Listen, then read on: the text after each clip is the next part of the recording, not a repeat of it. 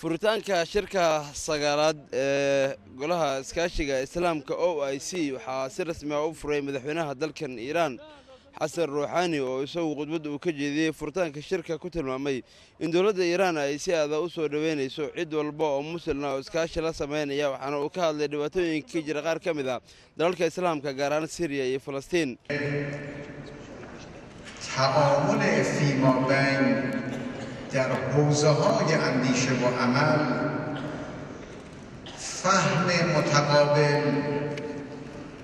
sidoo kale shirka gudoominaya isaguna ka hadlay gudoomiyaha baarlamaanka dalkan Iiraan Ali Larijani oo isagu tilmaamay iskaashiga baarlamaanada dalalka islaamka ee xilligan laga maarmaanimada u leeyahay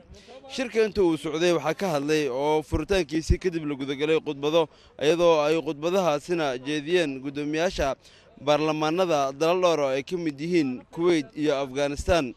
gelinka dambe ee maanta waxaa khudbad shirkan ka jeedin doona hadduu alla idmo gudoomiyaha baarlamaanka Soomaaliya mudane Maxamed Sheekh Cusmaan Jawaari oo isagu hogaaminaya wafdiga baarlamaanka Soomaaliya ka socda ee shirkan ka qayb galaya gudoomiyaha baarlamaanka khudbadiisa waxa uu uga hadli doonaa horumarada baarlamaanka Soomaaliya uu sameeyay sida uu ugu diyaarsan yahay iskaashi uu goor walba la sameeyo baarlamaanada caalamka gaar ahaan kuwa iskaashiga islaamka waxa shirka ka qayb galaya wufuud kala socota 54 dawladood oo dawladaha ku midoobay ururka iskaashiga islaamka ee OIC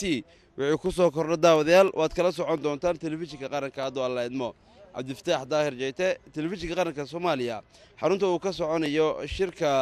OIC magaalada Tehran caasimadda dalka Iiraan